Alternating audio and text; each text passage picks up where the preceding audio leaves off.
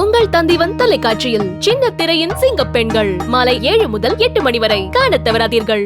மின் கட்டணம் உயர்வு குறித்து பொதுமக்கள் தங்களது கருத்துக்களை தெரிவித்திருக்கிறார்கள். அதனை பார்க்கலாம். 500 யூனிட்லேருந்து 600 யூனிட்டுக்கு முதலில் 6 ரூபா 15 பைசா இருந்தது. இப்பொழுது 8 ரூபாய்க்கு மேல் உயர்த்தப்பட்டிருக்கிறது. அதனால் மின் கட்டணம் 500 ரூபா மாதம் கட்டிகிட்டு இருந்தவங்க இப்பொழுது 600லேருந்து 700 வரை கட்ட வேண்டிய நிலை ஏற்பட்டிருக்கிறது. தயவு கூர்ந்து தமிழக முதலமைச்சர் அவர்கள் தலையிட்டு இந்த ஏழை எளிய மக்களினுடைய நலன் கருதி மின் கட்டணத்தை குறைக்க வேண்டும் என்று எங்கள் கோரிக்கை. 2 மாதத்துக்கு 3 மாதத்துக்கு முன்னக்கூட்டிலாம் EB பில் 1700 கட்டிக்கிட்டு இருந்தாங்க. இப்போ 2300 கட்டிடுறாங்க. என்ன வரும் தெரியல. இது அதிகமாக போனால் எப்படி கட்ட முடியுங்க? எப்படி நம்ம இந்த வியாபாரத்தை பார்த்து நம்ம EB பில் கட்ட முடியும்? அதெல்லாம் ஒன்றுமே பண்ண முடியாது.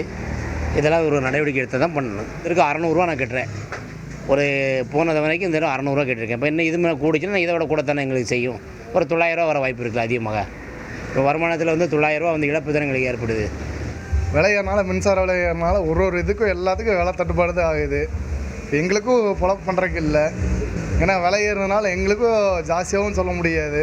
அதனால் மக்கள் தான் ரொம்ப பாதிக்கப்படுறாங்க.